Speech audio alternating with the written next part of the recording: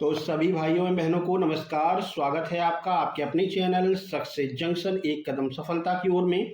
मेरा नाम है अतुल शुक्ला और हम लेकर के आ गए हैं आपके लिए मध्य प्रदेश वन रक्षक, जेल प्रहरी, डिप्टी जेलर एवं क्षेत्र रक्षक भर्ती परीक्षा की दृष्टि से अति महत्वपूर्ण वीडियो है। मिनी मॉक टेस्ट नंबर 4 आपके लिए लेकर के आ गए हैं, यानी कि इससे पहले 3 मिनी मॉक टेस्ट हम करवा चुके हैं और आप लोगों का बहुत अच्छा वहां पर सपोर्ट भी मिला है, लोगों ने शेयर भी किया है। इसी को ध्यान में रखते हुए चौथी मॉक टेस्ट हम लेकर के आए हैं और ये मॉक टेस्ट बहुत ज्यादा स्पेशल है। उसका रीजन क्या है, अभी आपको पता है परसों जो है 24 मार्च 2026 को एमपी एएसआई और हेड कांस्टेबल का एग्जाम हुआ। हमने एग्जाम एनालिसिस भी कराया है, आप जाकर के देख सकते हैं वो वीडियो।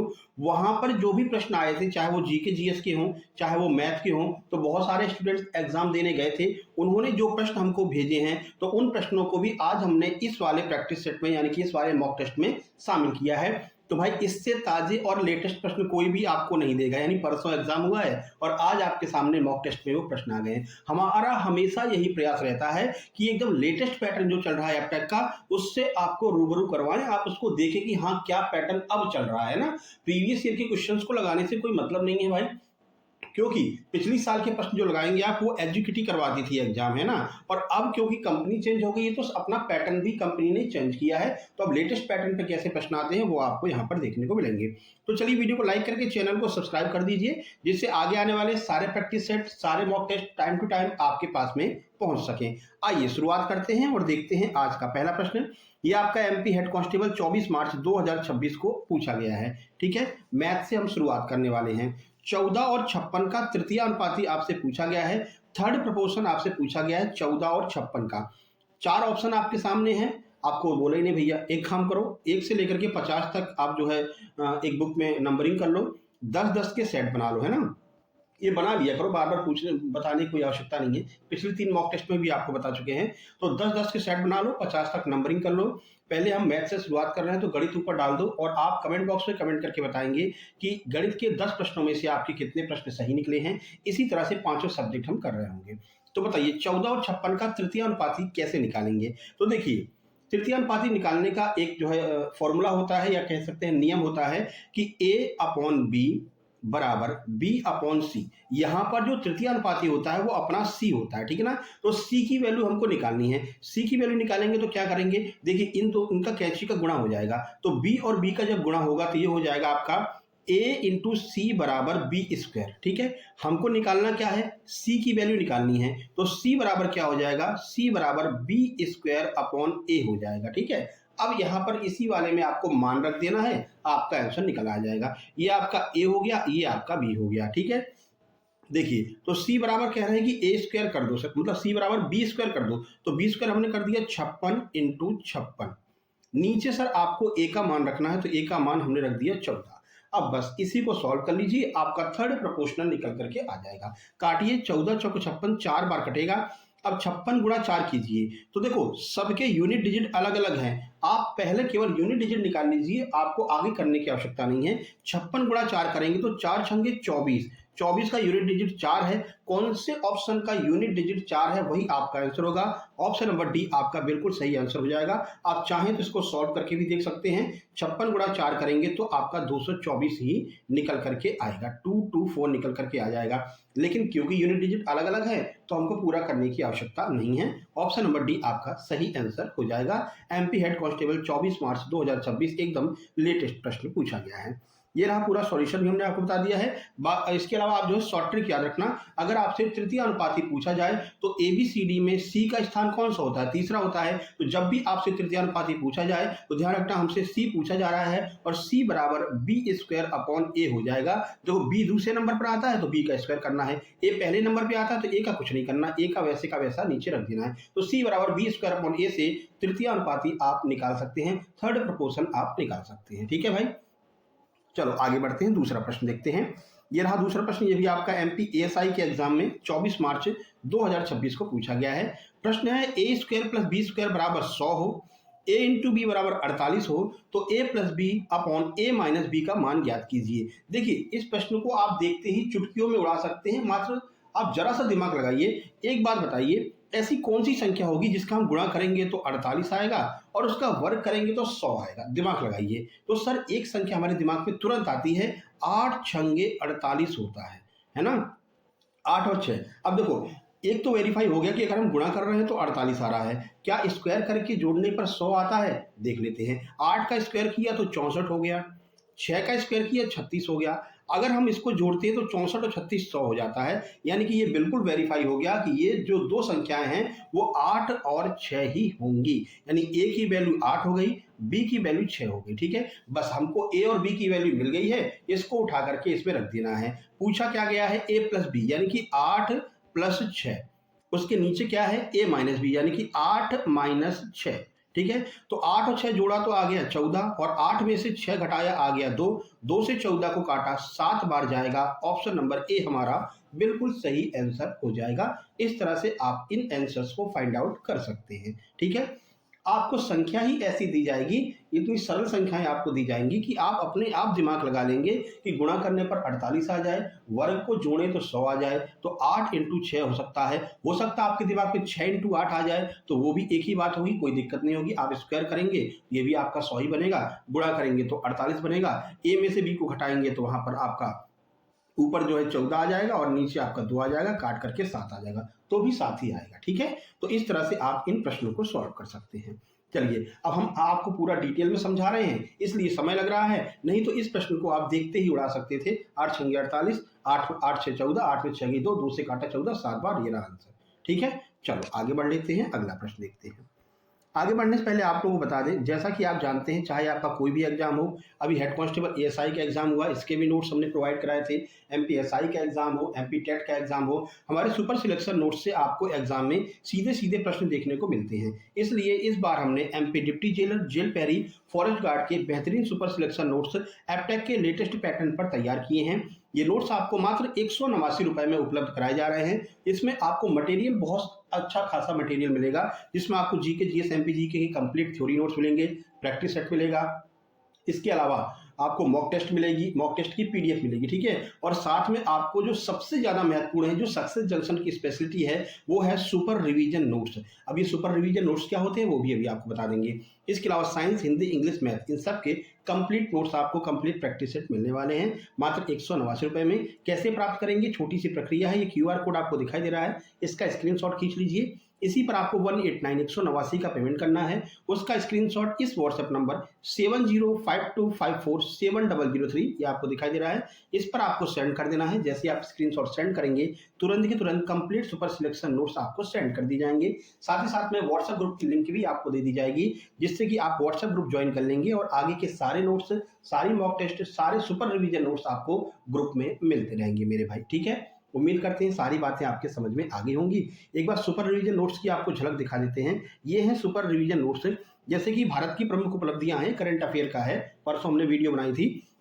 तो एक ही पेज में भारत में कौन क्या है, भारत में कौन कौन सी उपलब्धियां हासिल की हैं, तो ये आपका करंट अफेयर एक ही पेज में पूरा सब कुछ मिल जाएगा। प्रथम कौन है, ठीक है ना। इसके अलावा औद्योगिक में भारत ने क्या क्या प्राप्ति की है, टैक्स कितना क्या बढ़ाया, तो एक ही पेज में आपको मिल जाएगा सुपर रिवीजन नोट्स में। जैसे कि आप मुगल काल पढ़ना चाहते हैं तो ये मुगल काल के बारे में आपको एक ही पेज में सब मिल जाएगा। देखिए, अकबर, बाबर, हुमायूं, बाबर, शाहजहां, सब कुछ। ठीक है, इन्होंने क्या क्या बनवाया, इनकी क्या क्या विशेषताएं हैं, इनके ऊपर कौन कौन सी किताबें किस किस ने लिखी हैं, क्या क्या विशेषताएं हैं, क्या जो है स्पेशलिटी थी इस काल की, कौन कौन से युद्ध हुए, वो सब आपको एक ही पेज में मिल जाएगा। ये है शुक्ला सर के सुपर रिवीजन नोट्स। ये आपको एग्जाम के 15 दिन पहले तक सारे सब्जेक्ट के सुपर रिवीजन नोट्स मिल जाएंगे। ठीक है, तो अभी जो सुपर रिवीजन नोट्स हैं, अभी 5 वीडियो बन गई हैं। 5 वीडियो जैसे ही पूरी होंगी, अभी तो शायद 3 वीडियो बनी है करंट सीरीज की, 5 होते ही आपको ये ग्रुप में डाल दिए जाएंगे। ठीक है, तो ये सारी चीजें आपको मिलने वाली हैं, इसीलिए हमारे यहाँ से सबसे ज्यादा सिलेक्शन आपको देखने को मिलते हैं। आप शॉर्ट्स में जाकर के देख सकते हैं, जिन लोगों के MPSI प्री निकला है उनके ऊपर हमने शॉर्ट्स बना दिया है। ठीक है भाई, चलो अब आगे बढ़ लेते हैं। अगला प्रश्न, एक आयत का क्षेत्रफल 1287 वर्ग सेंटीमीटर है, इसकी लंबाई और चौड़ाई क्रमशः 13:11 के अनुपात में है, इसकी परिधि क्या होगी। पूरा प्रश्न हमें सॉल्व करने की आवश्यकता ही नहीं है। क्यों? क्योंकि 4 ऑप्शन आपको दिखाई दे रहे हैं, चारों में देखिए, चारों मतलब कि 2 से तो कट ही रहे हैं, इनको छोड़िए। अब देखो कैसे सॉल्व करना है।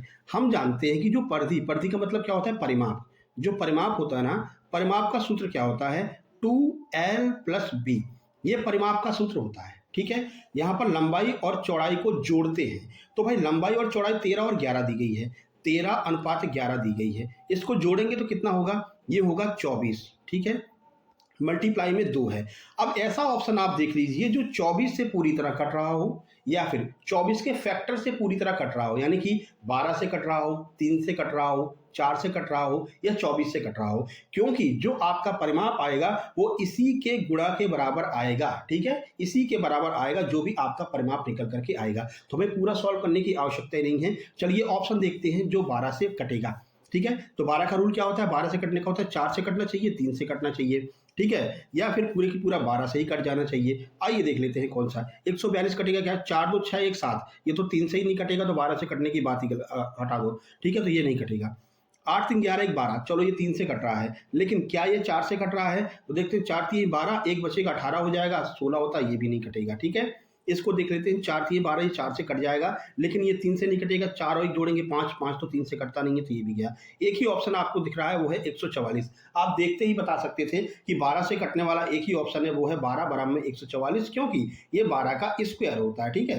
तो आपको इतना कुछ सोचने की भी आवश्यकता नहीं थी, 144 आप तुरंत इसका आंसर लगा सकते थे, परिमाप आपका 144 निकल करके आ जाएगा।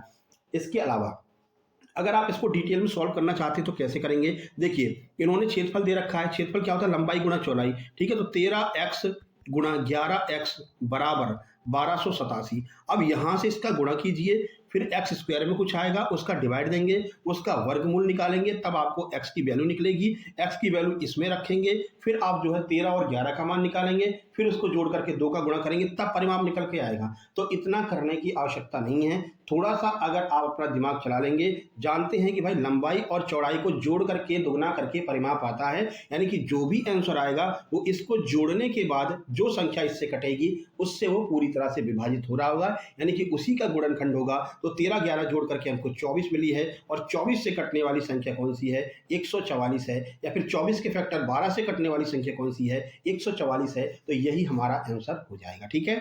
आप लगातार हमारे साथ बने रहिए, हमारी मैथ्स की प्रैक्टिस सेट देखिए, हमने ऑप्शन एलिमिनेशन से कैसे प्रश्नों को देखते ही उड़ाना है, ये बहुत सारी विधियां आपको बताई हैं, सारी मॉक टेस्ट में, सारे प्रैक्टिस सेट में हमने आपको बताया, ठीक है। तो आप जाकर के देखिएगा, बाकी यहाँ पर हमने सॉल्यूशन पूरा आपको बता दिया है। चलिए ये रहा चौथा प्रश्न। देखिए चौथा प्रश्न क्या है, यदि p बराबर 2 की घात 8 3 की घात 5 है, q बराबर 2 की घात 3 और 3 की घात 4 है, r बराबर 3 की घात 5 और 2 की घात 7 है, तो p q r का HCF महत्तम समापवर्तक आपसे पूछा गया है, बताइए कैसे करेंगे। तो देखो इसमें कुछ खास करना नहीं रहता है, महत्तम समापवर्तक का अर्थ होता है कि जो बड़ी से बड़ी घात आपको तीनों में कॉमन मिल जाए वही आपका आंसर हो जाएगा, लेकिन इसका ध्यान रखना कि तीनों में होनी चाहिए, ठीक है, तीनों में। तो चलिए फाइंड आउट कर लेते हैं, ढूंढ लेते हैं भैया कौन सी दिक्कत है। चलो 2 की घात 3, ठीक है, क्या तीनों में मिल रही है, हाँ सर इसमें 2 की घात 3 मिल रही है, ठीक है, 3 की घात 5 है, 2 की घात 7 है, यानी इसमें भी 2 की घात 3 तो रहेगी, ठीक है ना भाई, ये इससे ज्यादा है तो ये 2 की घात 3 तो इसमें रहेगी, 2 की घात 8 है यानी 2 की घात 3 तो रहेगी। अगर आप कहो कि नहीं सर हम तो 2 की घात 7 मानते हैं, तो 2 की घात 7 यहाँ पर तो हो जाएगी, लेकिन यहाँ पर नहीं है 2 की घात 7, यहाँ पर 2 की घात 3 ही है, ठीक है। तो महत्तम समापवर्तक तीनों में कॉमन होना चाहिए, ये कन्फर्म हो गया कि 2 की घात 3 वाला जो है हमारा आंसर होगा, ठीक है।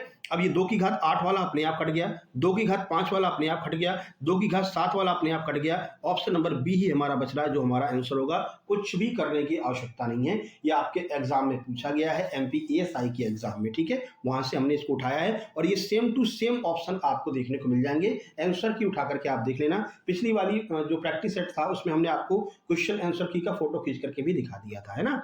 चलो बाकी पूरा सॉल्व करना चाहते हैं तो ये तो पता चल गया कि 2 की घात 3 कॉमन है, अब 3 की घात 4 ही है जो मतलब कि तीनों में मिलेगी। देखिए 3 की घात 5 में भी 3 की घात 4 छुपी है, तो ये वेरीफाई हो गया। 3 की घात 5 है तो भाई 3 की घात 4 तो इसमें होगी ही होगी, तो तीनों में जो है कॉमन क्या मिलेगा, 3 की घात 4 और 2 की घात 3, और यही हमारा आंसर हो जाएगा। इस तरह से हम HCF निकाल सकते हैं। आगे बढ़ते हैं, और देखिए जीके जीएस थोड़ा सा डिटेल में करवाएंगे हम, है ना, क्योंकि जीके जीएस ये डिफाइन करेगी कि भाई आपकी तैयारी कितनी है और आप किस तरह से सिलेक्शन ले सकते हैं, क्योंकि मैथ हो गया, रीजनिंग हो गई, ये सारी चीजें हर कोई कर लेता है ना। तो जीके जीएस को थोड़ा सा डिटेल में कराने का प्रयास करेंगे। ये रहा पूरा सॉल्यूशन, आप देख सकते हैं। चलिए क्वेश्चन नंबर 5 पर चलते हैं। देखो मैथ में थोड़ा सा टाइम लगेगा और टाइम आपको देना पड़ेगा, है ना, क्योंकि सीखना भी तो है आपको कि कैसे ऑप्शन एलिमिनेट कर सकते हैं, कैसे ट्रिक से हम जल्दी से प्रश्नों को सॉल्व कर सकते हैं, क्योंकि माइनस मार्किंग भी है ना भैया। चलो, एक भोजन का भंडार 315 पुरुषों के लिए 48 दिनों के लिए पर्याप्त है। 45 पुरुष और शामिल हो जाए तो भोजन का जो भंडार है वो कितने दिनों के लिए पर्याप्त होगा, यानी कितने दिनों तक ये चलेगा। तो पहले टोटल निकाल लेते हैं, है ना। देखो 315 पुरुष हैं, 315 पुरुष हैं, 48 दिनों के लिए खाना पर्याप्त रूप से उपलब्ध है। अब क्या होता है कि 315 तो पहले से थे, 45 और आ गए, यानी कि 315 पहले से थे, 45 और आ गए। अब आप हमको ये बता दो कि ये खाना कितने दिनों तक चलेगा। तो माना ये खाना x दिनों तक चलेगा। अब x की वैल्यू निकाल लीजिए, 315 और 45 को जोड़ेंगे आएगा कितना, 360। ठीक है, तो फाइनली इक्वेशन क्या बनेगा, अगर हमको x की वैल्यू निकालना है, ये 360 इसके नीचे आ जाएगा, है ना। तो यहाँ पर लिख लीजिए 315 गुणा 48 डिवाइड में 360। अब जैसे ही आपको ये 360 दिख जाए तो क्या लगता है आपको, ये किससे कटेगा। जो 360 है इसमें आपको 6 दिखाई दे रहा है कि नहीं, भाई 360 दिखते ही दिमाग पे आ जाना चाहिए कि छकनक 36, यानी कि ये कंफर्म है कि इसमें 6 और 6 है। तो जो भी आंसर आएगा भाई इसको भाग देंगे, पूरी तरह कटेगा ना, ये ऊपर वाला मटेरियल जो है ये 360 से कटेगा ना पूरी तरह। तो 360 में क्या छुपा हुआ है, 6 छुपा है और 6 छुपा है, यानी जो भी ऑप्शन 6 से आपका कट रहा होगा पूरी तरह से वही हमारा आंसर होगा। अब निकाल लीजिए, देख लीजिए कौन सा ऐसा ऑप्शन है जो 6 से कट रहा है।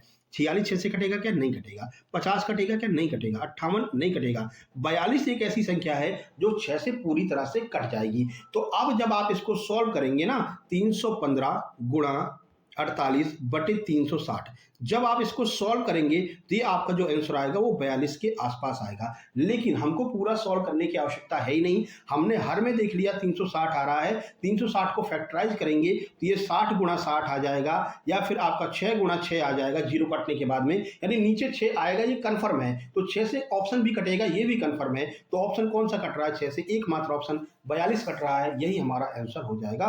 बाकी यहाँ पर हमने आपको सॉल्यूशन भी दे दिया है, ये भी आप यहाँ पर देख सकते हैं। ठीक है, आराम से सॉल्व कर लेंगे तो आपका 42 ही निकल करके आएगा। चलो आगे बढ़ते हैं। समय बिल्कुल भी नहीं खराब करना है, कोशिश करना है कि भाई अगर ऑप्शन से हमारा क्वेश्चन बन रहा है, ऑप्शन एलिमिनेशन विधि से बन रहा है तो जरूर बनाइए उसको। देखो अगला प्रश्न है, समय और दर बराबर होने पर 1000 का साधारण ब्याज 160 रुपए हो जाता है, तो वार्षिक समय और दर बताइए। यानी आपसे समय और दर पूछा गया है। साधारण ब्याज का सूत्र आपको पता है, SI बराबर P into R into T upon 100 होता है। लेकिन ये कह रहे हैं कि सर ऐसी बात है, ये 160 जो हमको मिल रहा है ना, वो 1000 रुपए की राशि पर मिल रहा है। ठीक है, लेकिन जो समय और उसकी रेट की वैल्यू है वो सेम है। तो हमने माना समय की वैल्यू भी x है, रेट की वैल्यू भी x है, बस नीचे 100 हो जाएगा। अब जब आप इसको काट करके निकालेंगे तो ये आपका x स्क्वायर बराबर कितना निकल आएगा, 16 निकल आएगा। और जब आप इसका वर्गमूल लेंगे 16 का तो x बराबर कितना आ जाएगा, 4 आ जाएगा। तो 4 और 4 इसका बिल्कुल सही आंसर हो जाएगा, क्योंकि x की वैल्यू 4 होगी तो 4 यहाँ पर भी रखेंगे, 4 यहाँ पर भी रखेंगे, जो हमारे ऑप्शन नंबर बी में दिया गया है। तो ये तो हो गया पूरा सॉल्यूशन। लेकिन आप इसको तुरंत भी कर सकते थे देखते ही। ऑप्शन पर चलते तो देखो 16 गुणा 16 तो होगा नहीं भाई, इसमें ये तो कंफर्म है कि x इंटू एक्स करना पड़ेगा, है ना, क्योंकि ये कह रहा है कि समय और जो दर है दोनों की जो मान है वो बराबर है। तो एक ऐसी संख्या हमको देखनी है कि जिसको गुणा करने पर ये जो ब्याज मिल रहा है ना 160, ये पूरी तरह से कट जाए। तो भाई 16 इंटू 16 करेंगे तो भाई 256 हो जाएगा। 256 से 160 कैसे कटेगा भाई, ये तो पॉइंट में जाकर के निकलेगा। 2 गुणा 2 करेंगे तो ये 4 ही आ जाएगा, फिर तो ये 40 बार कटेगा, तो ये तो भी नहीं कट रहा है।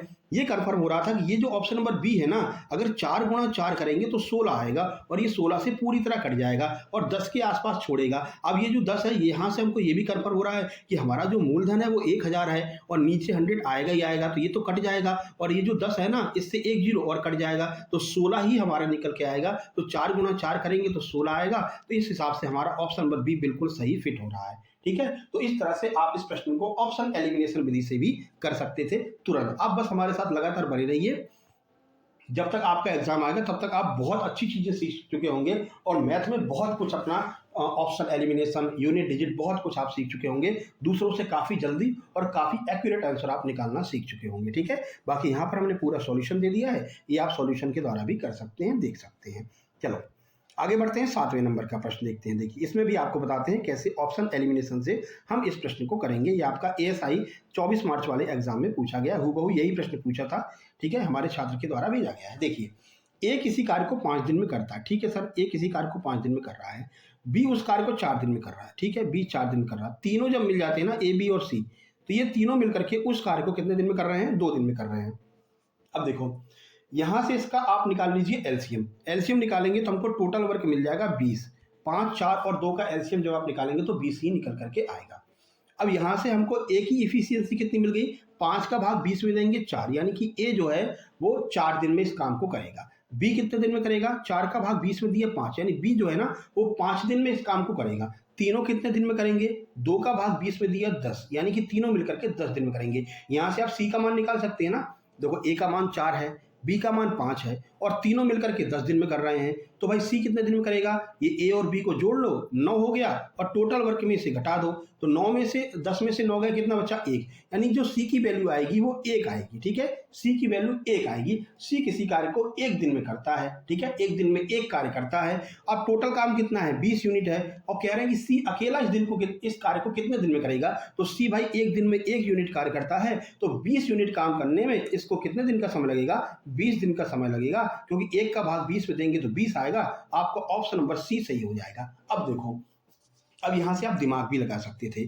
जब हमने ये देख लिया कि जो एलसीएम है वो हमारा 20 आ गया, ठीक है, तो अगर ए और बी दोनों का जो मान है वो अगर 20 को पूरी तरह से काट रहा है, तो भाई सी का मान भी 20 को पूरी तरह से काटना चाहिए। अगर 20 को पूरी तरह से नहीं काटेगा तो सी काम कर ही नहीं पाएगा, है ना। तीनों मिलकर के अगर 20 दिन में कर रहे हैं तो भाई तीनों का मान ऐसा आना चाहिए जो 20 को पूरी तरह से काटे। अब इसमें कौन सा ऐसा ऑप्शन है जो 20 को पूरी तरह से काटेगा? भाई 15 काट पाएगा क्या? नहीं काट पाएगा। 50 काटेगा? नहीं, ये तो बहुत ज्यादा है, ठीक है। 25 काटेगा क्या? नहीं काटेगा। एक ही ऑप्शन बच रहा है जो कि ऑप्शन नंबर सी है, तो 20 ही आपका आंसर हो जाएगा। यहां से भी आप निकाल सकते थे, ठीक है मेरे भाई। आगे बात समझ में, कैसे ऑप्शन को एलिमिनेट कर सकते हैं। इस एलसीएम को भाग दे करके देख लो, तीनों चारों ऑप्शन में से कौन सी ऐसी संख्या है जो इस एलसीएम को पूरी तरह से एलिमिनेट कर देगी, पूरी तरह से काट देगी, वही आपका आंसर हो जाएगी। तो ऐसी संख्या कौन सी है? ऑप्शन नंबर सी, यानी कि 20 ही बिल्कुल वो सही संख्या है, ठीक है। समझ में आ गया? आगे बढ़ लेते हैं।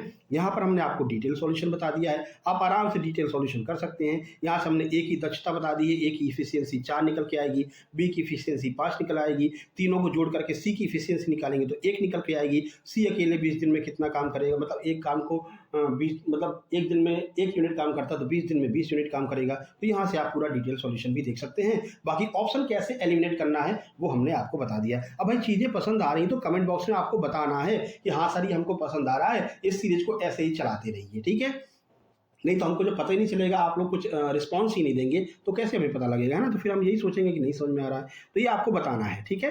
बाकी यहाँ पर हमने आपको जो ट्रिक है वो भी लिख करके दे दी है, तो जब आप नोट्स लेंगे तो यहाँ से आपके माइंड में ट्रिक जो है वो तुरंत क्लिक कर जाएगी, ठीक है। चलो आगे बढ़ लेते हैं। अगला प्रश्न, ये रहा अगला प्रश्न, प्रश्न नंबर 8 है। देखिए क्या कह रहे हैं कि ए और बी के बीच में एक चुनावी प्रतियोगिता होती है।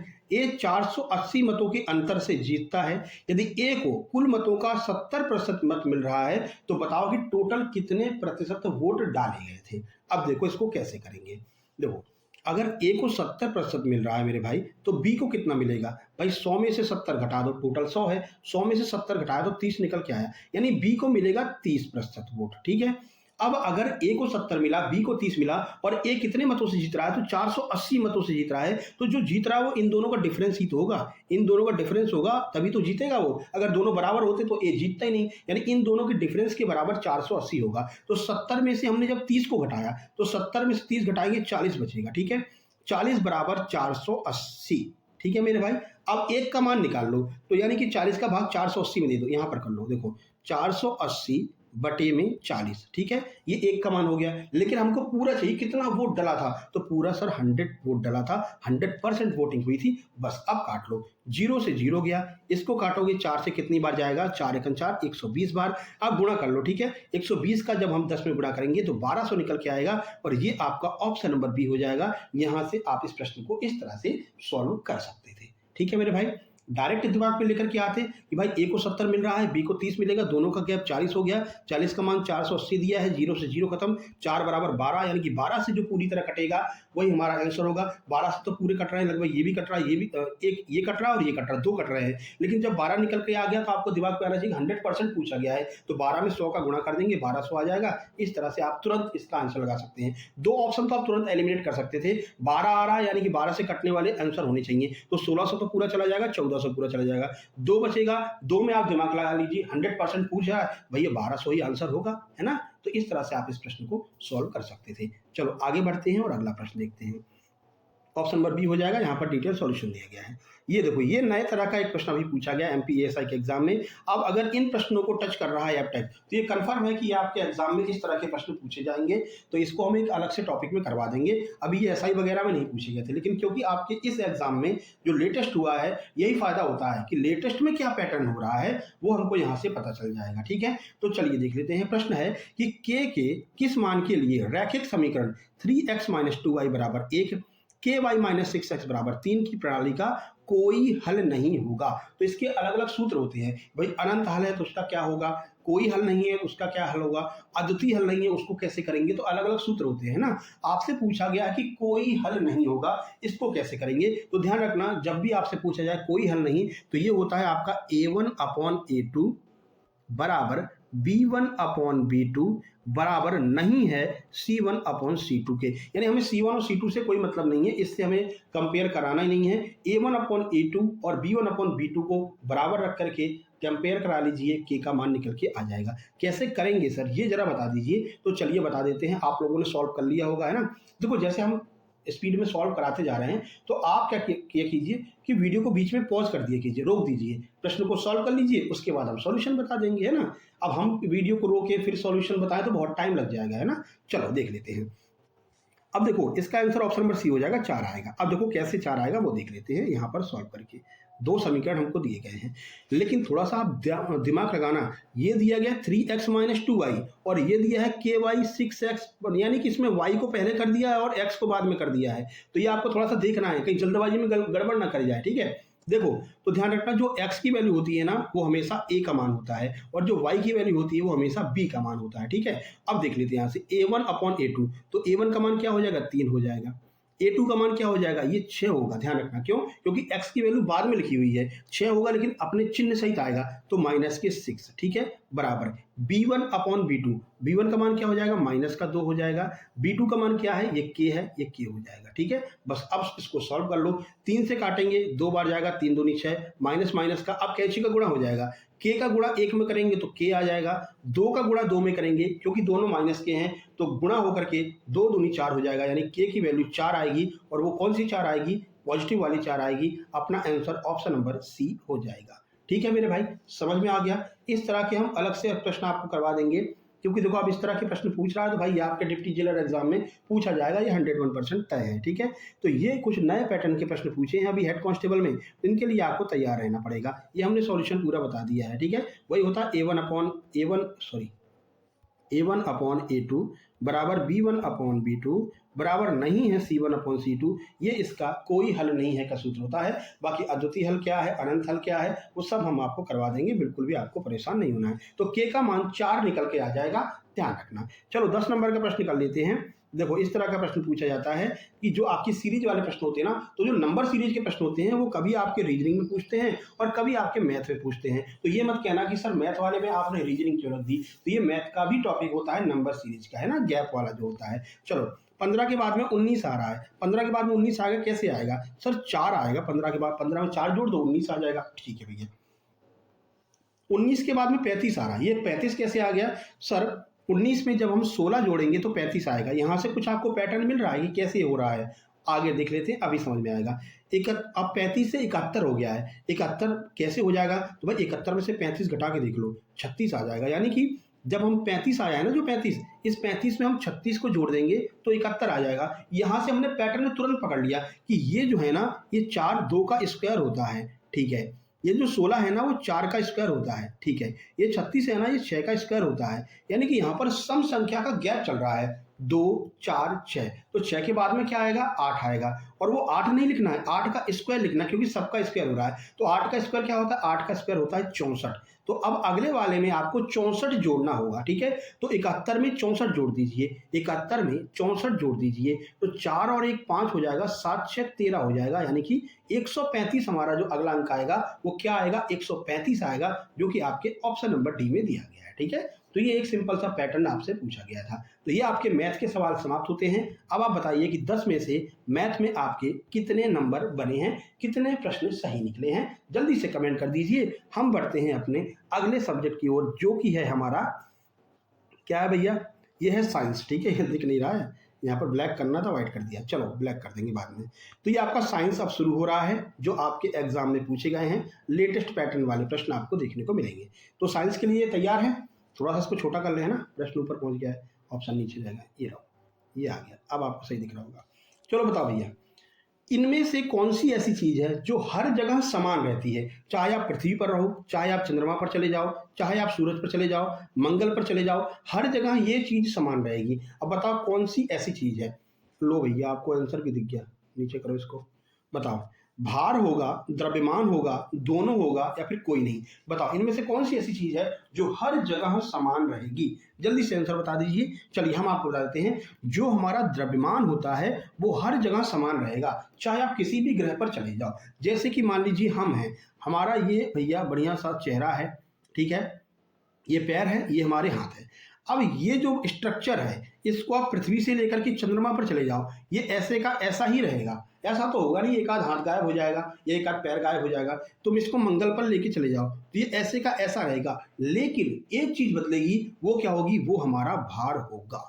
जो हमारा भार होगा ना, वो हमारे गुरुत्वाकर्षण बल के अकॉर्डिंग चलता है। इसलिए अलग अलग ग्रह पर अलग अलग गुरुत्वाकर्षण बल होता है, इसलिए हमारा भार अलग अलग दिखाई देगा। जैसे हमारा भार अगर पृथ्वी पर 60 किलो है, तो ये चंद्रमा पर जाते ही 1/10 हो जाएगा, चंद्रमा पर 6 किलो हो जाएगा, ठीक है। यानी कि हमारा भार हमेशा चेंज होता है, द्रव्यमान नहीं चेंज होता है। द्रव्यमान का मतलब है कि जैसे ये आपकी लोकटिया, मतलब कि लोटा है कोई, ठीक है।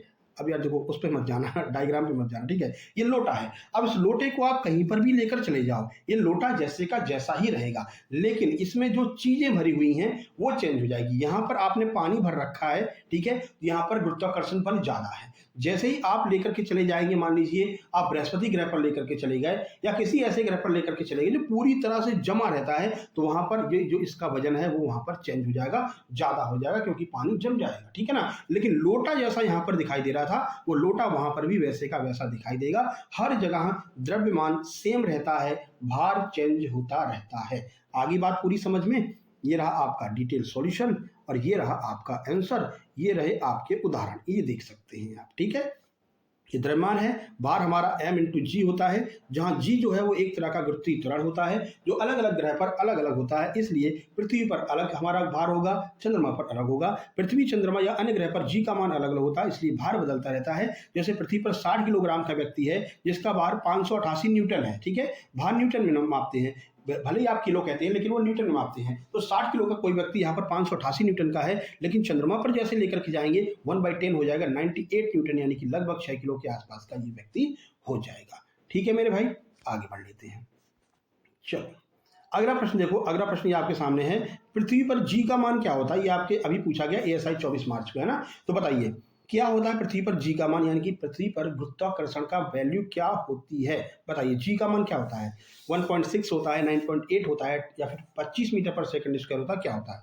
तो प्रश्न का सही आंसर हो जाएगा 9.8 मीटर पर सेकंड स्क्वायर होता है। इसका अर्थ क्या है कि हम जो इस पृथ्वी पर घूम रहे हैं ना, ये बढ़िया से डांस वांस कर रहे हैं, दौड़ लगा रहे हैं, फिजिकल कर रहे हैं ना, ये क्यों कर रहे हैं? क्योंकि हमारे ऊपर जो पृथ्वी है वो 9.8 मीटर पर सेकंड स्क्वायर से गुरुत्वाकर्षण बल लगाए हुई है, चिपके हुए हो तुम पृथ्वी से। जैसे ये बल कम होगा ना तो तुम्हारा पता नहीं चलेगा। यानी कि अगर इस स्पीड से ज्यादा की कोई वस्तु अगर फेंक दी जाए, इतनी स्पीड से ज्यादा, इससे ज्यादा स्पीड में अगर कोई चीज फेंक दी जाए और वो लगातार इसी स्पीड में जाती रहे, तो वो अंतरिक्ष को पार करके और पता नहीं कहां चली जाएगी। यानी कि पृथ्वी के क्षेत्र को पार करके वो पार निकल जाएगी पृथ्वी के गुरुत्वाकर्षण क्षेत्र से, अगर इस स्पीड से ज्यादा स्पीड से भेज दिया गया। ठीक है, यही होता है जब आप कोई भी लॉन्च करते हैं, जैसे कि उपग्रह आप जब लॉन्च करते हैं ना, कोई भी उपग्रह आप लॉन्च कर रहे हैं तो वो इसकी स्पीड से ज़्यादा से लॉन्च किया जाता है, जिससे कि पृथ्वी के गुरुत्वाकर्षण को पार करके जहां पर हम भेजना चाह रहे हैं अंतरिक्ष में चंद्रमा पर, वो वहां पर पहुंच जाए। अगर इस स्पीड से कम स्पीड से भेजा तो भैया वो वापस लौट करके गिर जाता है। पाकिस्तान वाला देखा होगा आपने ना,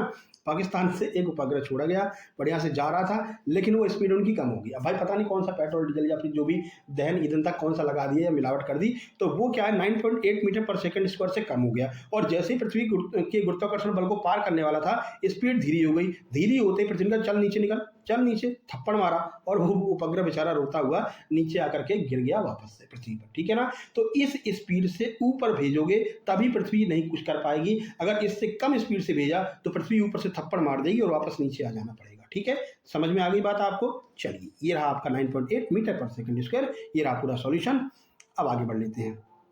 क्वेश्चन नंबर 3, देखो पृथ्वी का आपके इस बार पूछ लिया है, तो अब अगले आपके डिप्टी इंजीनियर के एग्जाम में चंद्रमा का जी का मान पूछ सकते हैं कि चंद्रमा पर जो है वो जी का मान कितना होता है। 4 ऑप्शन आपके सामने दिए हैं, पॉज कर दीजिए वीडियो को, आंसर लगा लीजिए और फिर उसके बाद में चेक कीजिए। ठीक है, चलिए हम आंसर बता देते हैं। 1.6 मीटर पर सेकंड स्क्वायर जो है वो आपको चंद्रमा पर देखने को मिलेगा, जो गुरुत्वाकर्षण बल होता है पृथ्वी से काफी कम होता है। भाई पृथ्वी का लगभग 10 है और इसका 1.6 लगभग 1 के आसपास है, वही 1/10 का जो मामला हम आपको बता रहे थे। ठीक है ना, तो 1.6 मीटर पर सेकंड स्क्वायर होता है, ये आपको ध्यान रखना है चंद्रमा पर। अब यहाँ पर देख सकते हैं चंद्रमा का जो गुरुत्वीय त्वरण है वो पृथ्वी के लगभग 1/6 होता है, 1/10 नहीं, माफ कीजिएगा 1/6। जैसे कोई 60 किलो का व्यक्ति है ना तो 1/6 होगा, ये 10 किलो का हो जाएगा चंद्रमा पर, है ना।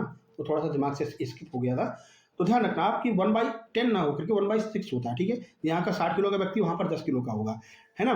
तो चंद्रमा का गुरुत्वीय जो त्वरण है वो पृथ्वी का लगभग 1/6 होता है, इसलिए वस्तुएं वहां पर आपको हल्की महसूस होंगी। यही कारण है कि अंतरिक्ष यात्री ऊंची छलांग लगा सकते हैं, क्योंकि एक बार वो अगर कूद गए ना, ये अंतरिक्ष यात्री इस तरह से हाथ उड़ाते हुए एक बार अगर चंद्रमा पर कूद गए ना तो फिर काफी ऊंचाई तक कूद सकते हैं। क्यों? क्योंकि वहां पर गुरुत्वाकर्षण बल ही बहुत कम है, चंद्रमा खींचता ही नहीं, कहता जा बेटा जा, जी ले अपनी जिंदगी जितना तुझको जीना हो। और कहीं ज्यादा तेज कूद गए ना तो तुम चंद्रमा के भी गुरुत्वाकर्षण बल को पार कर जाओगे, फिर अंतरिक्ष में घूमते ही रहना, पता नहीं चलेगा तुम कौन से ग्रह के चक्कर लगा रहे हो। ठीक है ना, तो वहां पर एक लिमिट होती है, इससे ज्यादा तेजी से आपको नहीं कूदना है, इससे ज्यादा फोर्स आपको नहीं लगाना है ना 1.6 से, नहीं तो पता नहीं चलेगा कहाँ गए। चलो, और जहाज से जो आपका यहाँ पर वायुयान जाता है, जो उपग्रह के लिए जो सैटेलाइट वगैरह जाती हैं या फिर जिससे आप अंतरिक्ष में पहुंचते हो, तो उससे उनको बांध के रखते हैं चैन से, भैया कहीं गायब नहीं हो जाए। ठीक है, अगर कहीं जाएगा भी तो वापस लौट के खींच लेंगे इसको। चलो, नंबर 4 है भार का सूत्र पूछा गया था आपसे 24 मार्च वाले एग्जाम में कि भार का सूत्र क्या होता है, बताइए। ये 4 आपको ऑप्शन दिए गए हैं, अब जल्दी से बताइए कि भार का सूत्र क्या होता है, यानी what is the formula of weight का फॉर्मूला इनमें से क्या होता है, बताइए। 4 ऑप्शन है, लगा लिया आपने आंसर। सही आंसर आपका ऑप्शन नंबर बी हो जाएगा, W बराबर m/g होता है, मास इंटू ग्रेविटेशनल फोर्स होता है। ये आपका वर्क का फॉर्मूला यानी कि भार का सूत्र होता है, वेट का सूत्र ये होता है। ठीक है, तो भार जो है ना वो एक तरह का बल होता है जिससे हम खिंचे हुए होते हैं, जिससे हम बंधे हुए होते हैं। यही तो हमको बताता है कि तुम्हारे भाई इतना भार लगा हुआ है, यानी तुम इतने फोर्स से पृथ्वी से बंधे हुए हो, तो इसलिए जो इसकी इकाई होती है वो कितनी होती है, न्यूटन होती है।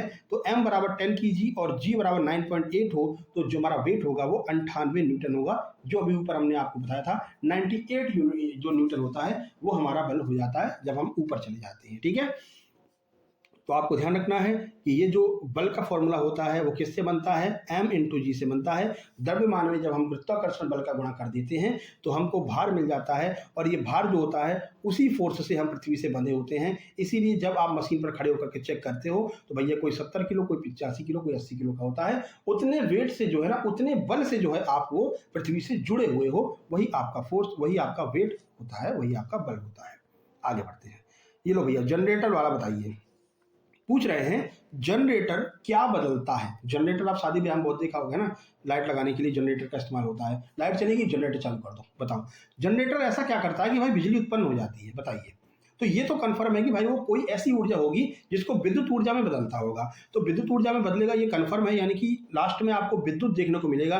तो यहाँ पर यांत्रिक है, काट दीजिए, यहाँ पर प्रकाश है, काट दीजिए। ठीक है, अब कौन सी ऐसी ऊर्जा है जो जिसको वो विद्युत ऊर्जा में बदल देता है, तो वो है आपकी मैकेनिकल एनर्जी को इलेक्ट्रिकल एनर्जी में चेंज करता है, यानी यांत्रिक ऊर्जा को विद्युत ऊर्जा में बदलता है। कैसे? देखिए ये आपका मान लीजिए एक जनरेटर लगा हुआ है ऐसे, यहाँ पर हैंडल होता है, उस हैंडल को तेजी से घुमा देते हो, घुमाते ही यहाँ पर जनरेटर जैसे ही चालू होता है वैसे ही उससे जुड़ी हुई मोटर भी चालू हो जाती है और इस तरह से वो तेजी से घूमने लगता है। घूमने की वजह से क्या होता है, वो एक तरह का यांत्रिक बल उत्पन्न करता है और उस यांत्रिक बल को विद्युत बल में कन्वर्ट कर देता है और हमारे घरों पर बिजली पहुंच जाती है। यानी कि यांत्रिक ऊर्जा को विद्युत ऊर्जा में बदलने का काम कौन करता है, जनरेटर करता है। ध्यान रखना है, कई बार आपके एग्जाम में पूछा गया है। ये रहा डिटेल सॉल्यूशन, ठीक है।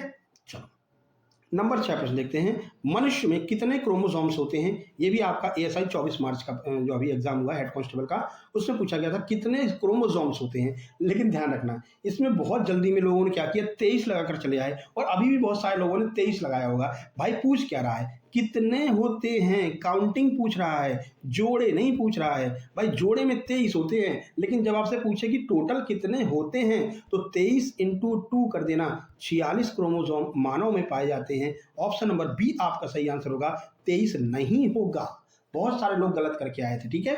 अगर आपसे पूछता कितने जोड़े होते हैं, हाउ मेनी पेयर्स, अगर आपसे पेयर्स पूछा जाए तो आप 23 बताएंगे, नहीं तो 46 हमारा एक्यूरेट आंसर हो जाएगा। ये प्रेशर होता है, देखने में कितना सिंपल क्वेश्चन है ना, लेकिन जब एग्जाम सेंटर पर रहते हैं तो इतना प्रेशर रहता है कि आपको 23 दिखाई देता, 23 लगाकर निकल आते हो, ठीक है। ऐसा भी UPSI का एग्जाम हुआ, बहुत सारे लोगों ने ऐसे प्रश्नों को गलत किया, बहुत सिंपल एग्जाम आया था, लेकिन एग्जाम प्रेशर इतना था कि बहुत सारे लोगों ने सिली मिस्टेक्स की हैं। किसी ने भाई 2 का भाग देना था तो 2 का भाग दे ही नहीं पा रहा, 2 का भाग 16 में दे रहा है, 9 आ रहा है उसका, 9 ऑप्शन में नहीं दिख रहा, परेशान है, 9 ऑप्शन में नहीं है, क्वेश्चन ही गलत है भैया। और जब बाहर आकर के जब वो प्रेशर उसके सिर से हटा, तब कहा, अरे भैया 2 का भाग 16 में देंगे तो 8 आएगा, ऑप्शन नंबर बी होगा, है ना। तो ये प्रेशर आपके ऊपर लगा रहेगा अगर आप टाइम नहीं बचाते हो तो। ये टाइम का प्रेशर होता है, क्वेश्चन तो सरल थे लेकिन टाइम का प्रेशर था, और यही काम टाइम खिंचता कहाँ पर है, मैथ में, है ना। तो वही मैथ में आपके टाइम को बचाने का हम प्रयास करते हैं, इसीलिए आपको बहुत सारी ट्रिक्स बताते हैं, बहुत सारा ऑप्शन एलिमिनेशन विधि बताते हैं, जिससे कि टाइम आपके पास में पर्याप्त रहे और आपके ऊपर ये सिली मिस्टेक वाला प्रेशर न बनने पाए, ठीक है। तो 46 आपका आंसर हो जाएगा। यहाँ पर देख सकते हैं मनुष्य में 23 जोड़े यानी कि 23 पेयर्स होते हैं क्रोमोसोम के, टोटल 46 होते हैं। इनमें 22 जोड़े जो है ना वो ऑटोसोम्स के होते हैं और एक जोड़ा जो होता है वो सेक्स क्रोमोसोम का होता है। ध्यान रखना है, मेल में XY क्रोमोसोम होते हैं और फीमेल में XX क्रोमोसोम होते हैं, ये भी आपको ध्यान रखना है, ठीक है भाई। आगे बढ़ लेते हैं, और वीडियो पसंद आ रही है तो भाई लाइक कर देना, है ना। लाइक नहीं करते हो, कमेंट नहीं करते, हमको लगता है भाई क्या चल रहा है ना, फालतू ही पढ़ा रहे हैं। सपोर्ट आपको दिखाना पड़ेगा, है ना। वही हमारा डीजल है, वही हमारा पेट्रोल है। हमारा डीजल पेट्रोल कभी बंद नहीं होगा, है ना, भारत का बंद हो जाएगा, ठीक है। और भैया डीजल भरा लो, पेट्रोल भरा लो, नहीं बंद हो रहा है, ठीक है। ईरान भारत का या अन्य विश्व का डीजल पेट्रोल रोक सकता है, लेकिन हमारा नहीं रोक सकता, क्योंकि हमारा जो डीजल पेट्रोल है वो उसका काम आपके कमेंट, आपका लाइक और आपका शेयर करता है, ठीक है। तो अब ये आपके ऊपर डिपेंड करता है कि आप इस गाड़ी को कितनी तेजी से लेकर के जाना चाहते हैं, ठीक है। तो उस हिसाब से आप लोग पेट्रोल भरिए, डीजल भरिए, यानी कमेंट कीजिए और लाइक कीजिए, ठीक है। चलो अब कह रहे हैं कि आप ये बताओ, जो रक्त समूह होता है ना, जो ब्लड ग्रुप होता है, उसको हम कैसे पहचानते हैं कि भाई कौन सा ब्लड ग्रुप है, कैसे पहचानेंगे। ए है, बी है, बी पॉजिटिव है, ओ है, कैसे पहचानेंगे। तो रक्त समूह किससे निर्धारित होता है, पर्यावरण से। भैया पर्यावरण का रक्त से क्या लेना देना है, ठीक है। जीन्स से, या फिर भोजन से, या फिर चौथा ऑप्शन है आपका आयु से। किससे निर्धारित करेंगे, तो जो जीन्स होते हैं हमारे अंदर उनसे हम निर्धारित करते हैं भाई इसका ब्लड ग्रुप कौन सा है ना। तो जीन्स से हम निर्धारित करते हैं। जीन क्या होता है, आइए देख लेते हैं। देखिए, तो जो रक्त समूह है ना वो एबीओ सिस्टम पर आधारित है, एबीओ सिस्टम पर कार्य करता है। ये माता पिता से मिलने वाले जीन्स के द्वारा तय होता है। जो माता पिता के जीन्स संतान के अंदर होते हैं वहां से ब्लड ग्रुप तय होता है। जैसे कि मान लीजिए माता का ब्लड ग्रुप O पॉजिटिव है, तो बहुत ज्यादा केसेस में देखा जाता है कि जो बच्चा होता है उसका भी O पॉजिटिव होता है। पिता का AB पॉजिटिव है तो बहुत ज्यादा चांस होते हैं किसका AB पॉजिटिव होगा ना। तो माता पिता के जीन्स पर आधारित होते हैं ब्लड ग्रुप, ये आपको ध्यान रखना है। चलो, और एक बार अगर निर्धारित हो गया कि भाई तुम्हारा O पॉजिटिव है तो भाई जीवन भर बदलेगा नहीं। ऐसा नहीं कि सर O पॉजिटिव अच्छा नहीं लग रहा, AB नेगेटिव करवा लेते हैं, तो ये आप चेंज नहीं करवा सकते हैं ना। चलिए अगला प्रश्न है, नाइट्रोजन स्थिरीकरण कहाँ पर होता है। ये भी आपका MP ASI अभी परसों पूछा गया है। बताइए कहाँ पर होता है नाइट्रोजन स्थिरीकरण। पत्तियों में होगा, जड़ों में होगा, तने में होगा, फ्लावर में होगा, कहाँ पर होगा। आंसर लगा लिया आपने, बता देते हैं। ये पत्तियों में नहीं होता है, ठीक है। पत्तियों में किसकी क्रिया होती है, फूड प्रोसेसेस की क्रिया होती है, यानी खाना जो बनाना होता है ना वो सारी क्रियाएं पत्तियों में होती हैं। लेकिन नाइट्रोजन स्थिरीकरण जड़ों में होता है। जो पौधे होते हैं वो जड़ों से अपने नाइट्रोजन को प्राप्त करते हैं। रूट्स में नाइट्रोजन स्थिरीकरण होता है। ऑप्शन बी आपका सही आंसर हो जाएगा। जो राइबोजियम बैक्टीरिया दलहनी पौधों में के जड़ों में रहते हैं, ठीक है। जैसे कि ये अरहर का पौधा है ना, ये अरहर का पौधा है, इसकी जड़ों में आपको नाइट्रोजन के बैक्टीरिया देखने को मिल जाएंगे। ठीक है, ये वायुमंडल में N2 को उपयोगी रूप में NH3 में बदल देते हैं, अमोनिया में बदल देते हैं, जो आपके उपयोग में आ जाता है। ठीक है, तो ये सारी प्रक्रिया, ठीक है, तो NH3 में बदल देती है और ये कृषि के लिए सबसे महत्वपूर्ण प्रक्रिया है। ये आपने कई बार सुना होगा कि भाई जो नाइट्रोजन का उत्पादन है वो कौन करता है, तो नाइट्रोजन का उत्पादन राइबोजियम बैक्टीरिया करते हैं। ये MPSI में बहुत ट्रेंडिंग रहा था। ये राइबोजियम में मान के चलिए कि हर एक शिफ्ट को छोड़ करके दूसरी शिफ्ट में राइबोजियम बैक्टीरिया आ रहा था। ठीक है ना, तो ये दलहनी पौधों में पाया जाता है। चलो अब आगे बढ़ते हैं। अगला प्रश्न नंबर 9 देखिए साइंस का, इनमें से कौन सी ग्रीन हाउस गैस है? ध्यान देना, पूछ क्या रहा है, ग्रीन हाउस गैस है, यानी कि 4 ऑप्शन आपको दिए हैं, आपको ग्रीन हाउस गैस के बारे में बताना है। प्रीवियस वाली मॉक जिसने दी होगी, जिसने लगाई होगी, उसमें हमने green house gases, green house प्रभाव के बारे में बहुत अच्छे से आपको समझाया था। ये आपके सामने ऑप्शन है, बताइए कौन सी ऐसी गैस है जो ग्रीन हाउस गैस है? तो कार्बन डाइऑक्साइड जो है ये ग्रीन हाउस में सबसे महत्वपूर्ण गैस होती है। इसके अलावा आपको ओजोन मिल जाएगा, मीथेन मिल जाएगा, जलवाष्प मिल जाती है ना, और ये ऑक्सीजन को भूल से भी जो है आप ग्रीन हाउस गैस नहीं मानेंगे। ऑक्सीजन ग्रीन हाउस गैस नहीं होती है, क्योंकि जो ग्रीन हाउस गैसें होती है ना वो एक तरह की गर्म गैसें होती हैं। आपको बताया था ना कि ये सूर्य है, सूर्य से रोशनी पृथ्वी पर आई, ये अपनी पृथ्वी है। अब ये पृथ्वी पर आने के बाद में ये रोशनी का जो गर्माहट है वो वापस बाहर ना जा पाए, ये इस प्रकार के एक ग्रीन हाउस गैस का जो है, मतलब ग्रीन हाउस का निर्माण ये गैसेस कर लेती हैं। उससे होता क्या है, उससे देखिए, अगर ये ग्रीन हाउस गैसेस नहीं होंगी तो जो सूर्य की रोशनी आई है ना, ये पूरी की पूरी रोशनी वापस चली जाएगी सूर्य के पास में, रिफ्लेक्ट होती है, आपको पता है। ठीक है, और अगर ये पूरी की पूरी रोशनी वापस चली गई, यानी कि गर्मी पूरी वापस चली गई, तो भाई पृथ्वी पर बर्फ जम जाएगी। ठीक है, पूरी पृथ्वी जम जाएगी, है ना। इसलिए ये जो गैसेस होती हैं वो सूर्य की गर्मी को पृथ्वी पर समेट कर रखती हैं। जितनी गर्मी पृथ्वी को चाहिए रहती है उतनी गर्मी ये रखती हैं। ठीक है, अब ये होती मिलती कहाँ से हैं ये गैसेस, तो आपने बताया आपको कि भाई ये जो है ना अपना वृक्ष है ना, ये कार्बन डाइऑक्साइड को ग्रहण कर रहा है, ऑक्सीजन को छोड़ रहा है। अब ये वृक्ष अगर कटते चले जाएंगे, वृक्ष कटते चले जाएंगे, तो कार्बन डाइऑक्साइड की जो मात्रा है वो भी कम हो जाएगी, ऑक्सीजन तो भाई अपने आप कमी हो जाएगी। तो कुल मिलाकर के पृथ्वी नष्ट हो जाएगी अगर पेड़ नहीं रहे तो, है ना। तो इसलिए पेड़ों का रहना आवश्यक होता है। ये सारे रीजन है, ये आपकी ग्रीन हाउस प्रभाव होता है। किस तरह से कार्य करता है वो भी हमने आपको बता दिया है। ठीक है, ये रहा पूरा डिटेल, कौन कौन सी गैसेस हैं जो ग्रीन हाउस का कार्य करती हैं। और ये गैसेस जो है ना वो हीट को ट्रैप कर लेती हैं, हीट को यानी कि सूर्य की गर्मी को फंसा लेती हैं। ठीक है, चलो आगे बढ़ते हैं। अगला है फोटोकेमिकल स्मॉग, ये किससे बनता है, ये भी अभी पूछा गया है परसों। बताइए, तो फोटोकेमिकल स्मॉग है, ये किससे बनता है? 4 ऑप्शन आपके सामने हैं। तो देखिए, जो स्मॉग होता है ना, जो स्मॉग, ये स्मॉग क्या होता है? तो स्मॉग में क्या होता है, धुआं होता है, धुआं और गैसेस। ठीक है, ये मिलकर के स्मॉग का निर्माण करते हैं। अभी आपने देखा था लखनऊ में, आपको पता है मैच होने वाला था, क्रिकेट मैच होने वाला था। ठीक है, कोहरे का टाइम चल रहा था, तो वहां पर बहुत ज्यादा कोहरा हो गया था और मैच को रद्द करना पड़ा था, है ना। तो वहां पर बहुत सारे लोगों ने बयान दिया था कि ये जो आपको कोहरा दिख रहा है ना, ये कोहरा नहीं है, ये फॉग नहीं है, ये फॉग नहीं है। लोगों ने पूछा तो क्या है, ये स्मॉग है। स्मॉग का अर्थ क्या होता है? स्मॉग यानी इसमें धूल, धुआं, धक्कड़ है। कुल मिलाकर के ये भैया प्रदूषण है, ये प्रदूषण है, जिसका तुम फॉग नाम दे रहे हो, जिसको कोहरा नाम दे रहे हो, कोहरा नहीं है, एक तरह का प्रदूषण है। ठीक है, तो यही आपको ध्यान रखना, स्मॉग यानी कि धुआं और नाइट्रोजन जो गैस होती है, नाइट्रोजन ऑक्साइड, ये मिल करके स्मॉग का निर्माण करते हैं, जो आपका फोटोकेमिकल स्मॉग होता है। ठीक है, चलिए आगे बढ़ लेते हैं, थोड़ा सा आप स्पीड को तेज करेंगे, है ना। देखो, बड़े शहरों की ये आम समस्या होती है, जैसे दिल्ली वगैरह में आपको स्मॉग बहुत देखने को मिल जाएगा। शाम को 6 बजे के बाद आप देखेंगे तो आपको ऐसा लगेगा भैया कोहरा छाया हुआ है ना। वो कोहरा नहीं होता है, वो स्मॉग होता है। ठीक है, चलिए, तो ये आपके साइंस के 10 प्रश्न हो गए। अब आप बताइए साइंस के 10 प्रश्नों में आपके कितने प्रश्न सही रहे हैं। ठीक है, यही लेवल आपका रहने वाला है। ठीक है मेरे भाई, ऐसा नहीं है कि पूरा का पूरा लेवल कठिन ही दे देंगे, है ना।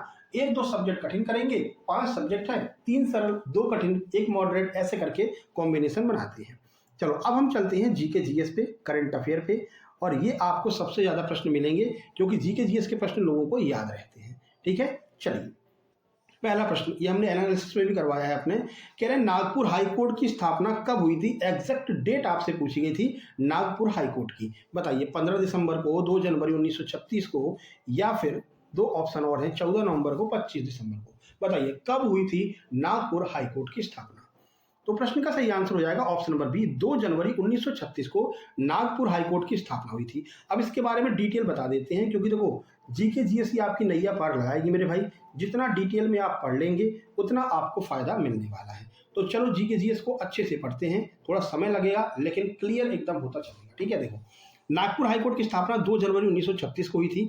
इसकी स्थापना भारत शासन अधिनियम 1935 के तहत जारी किए गए एक लेटर ऑफ पेटेंट से हुई थी। प्रश्न बनेगा जब पेपर को कठिन बनाएंगे कि नागपुर हाईकोर्ट की स्थापना 2 जनवरी को हुई थी, ठीक है भैया, लेकिन वो कौन सा ऐसा लेटर था जिससे नागपुर हाईकोर्ट की स्थापना हुई थी? तो ध्यान रखना वो लेटर था लेटर ऑफ पेटेंट। ठीक है, अब देखो इसका कुछ महत्वपूर्ण संबंध देख लीजिए मध्य प्रदेश से। तो ऐतिहासिक संदर्भ की बात करते हैं तो आजादी से पहले 1956 तक जो नागपुर था वो सेंट्रल प्रोविंस एंड बरार की राजधानी था, इसलिए हाईकोर्ट वहीं पर बनाया गया था। ठीक है, कब? 1956 से पहले, जब मध्य प्रदेश नहीं बना था। फिर हुआ भैया मध्य प्रदेश का गठन 1 नवंबर 1956 को। जब नए मध्य प्रदेश का गठन हुआ तब नागपुर महाराष्ट्र का हिस्सा बन गया, नागपुर चला गया महाराष्ट्र में। अब हाईकोर्ट का क्या होगा भैया? एमपी की हाईकोर्ट कहाँ बनाओगे? अभी तक तो नागपुर से काम चल रहा था, अब जब नागपुर ही नहीं रहा तो हाईकोर्ट भी चली गई। तो फिर क्या हुआ?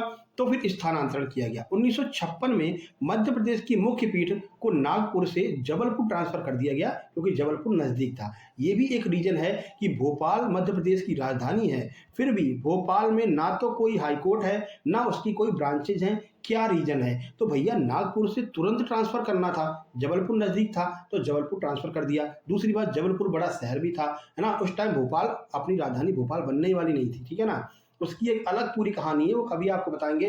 भोपाल तो बाद में बन गई है, ठीक है, ग्वालियर अपनी राजधानी बनने वाली थी और ग्वालियर नागपुर से बहुत दूर थी, इसलिए जबलपुर इसको ट्रांसफर किया गया। अब मुख्य न्यायाधीश देख लीजिए, तो नागपुर हाईकोर्ट के पहले मुख्य न्यायाधीश सर गिलबर्ट स्टोन थे, जबकि 1956 में जबलपुर हाईकोर्ट के पहले मुख्य न्यायाधीश एम हिदायतुल्लाह बने, जो अपने मध्य प्रदेश के भी प्रथम मुख्य न्यायाधीश माने जाते हैं। तो दोनों चीजें आपको ध्यान रखनी है। कुछ ऐसे टॉपिक्स हैं जहां से जो ईएसबी एप्टेक है और वो डीपली में प्रश्न पूछता है, जैसे कि आपकी हाईकोर्ट्स हो गई, हाईकोर्ट की खंडपीठ हो गई, इसके अलावा विंध्य प्रदेश जो हो गए, 1952 वाले चुनाव हो गए, यहाँ से बहुत प्रश्न पूछे हैं। और यही लेटेस्ट पैटर्न है जो आपको हमारे साथ जुड़ने का, जिसका आपको फायदा मिलेगा, क्योंकि हम हमेशा लेटेस्ट पैटर्न पर ही कार्य करते हैं। इनमें से कौन सा मंदिर क्षिप्रा नदी के तट पर स्थित है? एएसआई 24 मार्च को पूछा गया है परसों वाले पेपर में। महाकालेश्वर मंदिर, बाबा विश्वनाथ, माँ पीताम्बरा पीठ, रामलला मंदिर। सबसे पहले आप लोग कमेंट बॉक्स में कमेंट करके बताइए कि रामलला मंदिर ये कहाँ पर स्थित है। यहाँ पर राम राजा सरकार भी इसको कहते हैं, बाकायदा यहाँ पर सैल्यूट लगाया जाता है। एमपी पुलिस के द्वारा जो है 2 ऑफिसर्स जाते हैं वहाँ पर, सैल्यूट करते हैं। राजा के रूप में भगवान राम को यहाँ पर पूजा जाता है। अब जल्दी से कमेंट बॉक्स में कमेंट कर देना। ये बेतवा नदी के तट पर स्थित है भैया। अब इतना डीपली बता दिया फिर भी नहीं बता पाओ। हरदौल की मनौती यहाँ पर मनाई जाती है। अब तो कमेंट बॉक्स में कमेंट कर दो मेरे भाई, ठीक है। चलिए फिलहाल इस प्रश्न का आंसर महाकालेश्वर मंदिर हो जाएगा। और आइए आंसर देख लेते हैं। सही आंसर ऑप्शन नंबर ए है। अब डिटेल देख लीजिए, क्योंकि डिटेल आपके लिए सबसे ज्यादा महत्वपूर्ण है। देखिए, तो महाकालेश्वर मंदिर की बात करते हैं। 12 ज्योतिर्लिंगों में से एक है, दक्षिणमुखी होने के कारण अत्यंत महत्वपूर्ण माना जाता है ना। पूछा जाएगा एकमात्र ऐसा मंदिर जिसमें भगवान शिव दक्षिणमुखी हैं, कौन सा है? तो वो है आपका महाकालेश्वर उज्जैन। दक्षिण दिशा को यमराज की दिशा माना जाता है। तो कहा जाता है कि महाकाल की जो पूजा करता है उसे यमराज से यानी कि मृत्यु से कभी भी भय नहीं लगता है। मृत्यु से कभी भी भय नहीं लगता है। इसीलिए आपने एमपी के लोगों को देखा होगा, चंबल वंबल क्षेत्र होते हैं, उनको डर नहीं रहता भैया, जो होगा देखा जाएगा। आर्मी में चलना है तो चलना है, सीना तान के जा रहे हैं। अब ऐसा मत कहना कि सर हम अदर स्टेट के और हमारे साथ में ऐसा कह रहे हो, ऐसी बात नहीं है। लेकिन एमपी के लोगों को मृत्यु का भय नहीं होता है, ठीक है ना। स्पेशली उज्जैन के लोगों को, उज्जैन हो गया, इधर चंबल वाला पूरा क्षेत्र हो गया, तो यहाँ का पानी ही अलग है, ठीक है। अब चंबल क्षेत्र से कौन कौन है, जल्दी कमेंट बॉक्स में कमेंट करो कि आप कौन से जिले से इस वीडियो को देख रहे हैं, ठीक है। चलिए उसके बाद में और कौन कौन से मंदिर हैं। हरसिद्धि माता मंदिर है, 51 शक्तिपीठों में से एक है। काल भैरव मंदिर है, भगवान को मदिरा का भोग लगाया जाता है। राम घाट है, क्षिप्रा नदी का जो मुख्य घाट है, जहां 12 वर्ष में सिंहस्थ कुंभ मेला आयोजित किया जाता है। और यही एक रीजन है तुम्हें भर्ती में भर्ती देखने को मिल रही है। अभी आपका 7000 पोस्ट पूरी हुई थी एमपी पुलिस की, फिर से 9700 पोस्ट आ गई।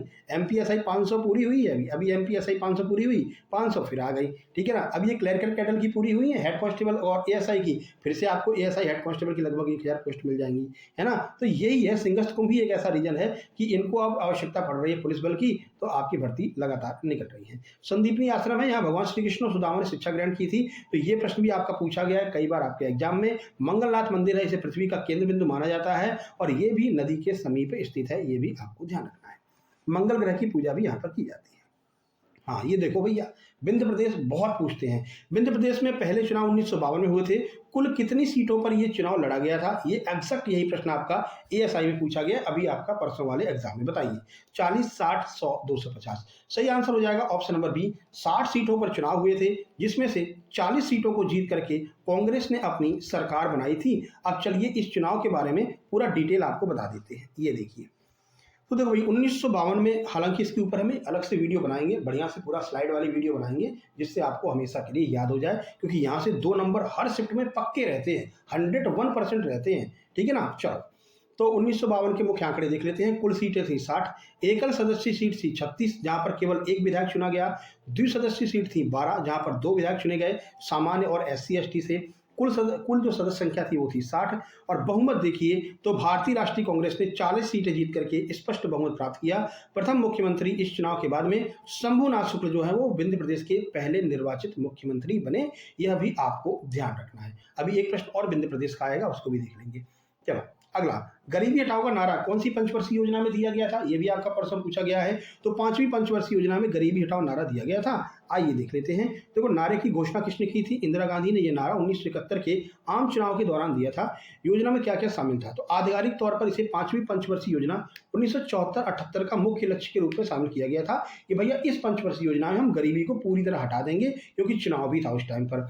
इस योजना का मुख्य केंद्र बिंदु गरीबी उन्मूलन था और आत्मनिर्भरता की प्राप्ति था। ये दोनों इसमें मुख्य बिंदु थे, याद रखना।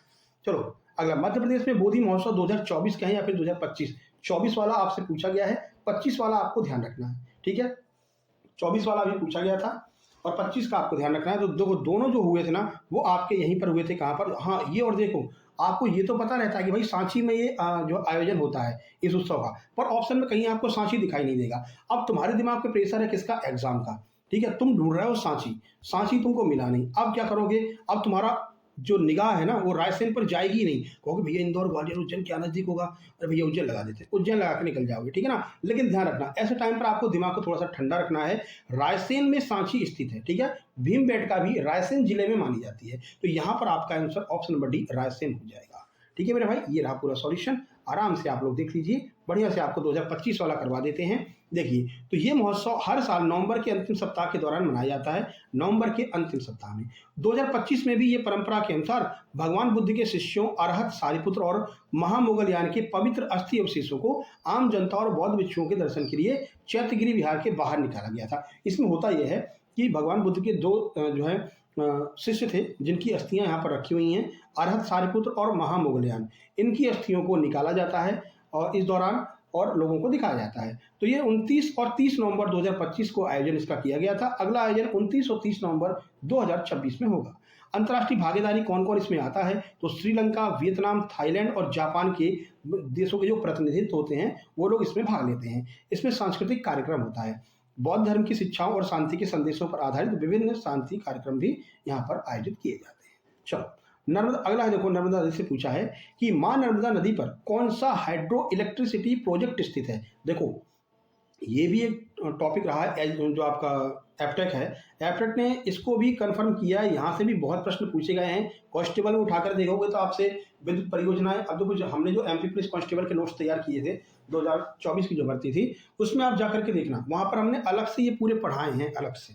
ठीक है ना, क्योंकि उस टाइम पर पूछे जा रहे थे। एग्जाम टाइम पर कुछ भी नया अगर एप्टेक पूछता है तो हम डिटेल में सॉल्यूशन करा देते हैं। आप सर्च करना MP police practice set by Success Junction, तो आपको सारे वीडियो पुराने वाले मिल जाएंगे। देखो, तो कौन सा पावर प्लांट है भैया? ये भी आपका प्रश्न पूछा गया है। बाण सागर नहीं भैया, ये तो सोन नदी पर है, देवलोन में, ये तो होगा ही नहीं।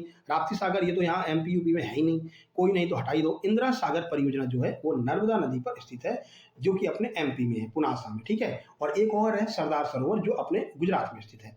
चलिए देख लीजिए, तो नर्मदा नदी पर स्थित सबसे प्रमुख हाइड्रो इलेक्ट्रिसिटी प्रोजेक्ट जो है, यानी जल विद्युत परियोजना जो है, वो इंदिरा सागर परियोजना पुनासा में है, खंडवा में, 1000 मेगावाट की है। इसके बाद में सरदार सरोवर परियोजना है। सरदार सरोवर ऑप्शन में नहीं है क्योंकि एमपी का प्रश्न है, एमपी जीके का, तो आपको इंदिरा सागर लगाना है। नर्मदा नदी को मध्य प्रदेश की जीवन रेखा कहा जाता है और कई बड़े बड़े बांध यहाँ पर बनाए गए हैं। ठीक है, आगे बढ़ते हैं।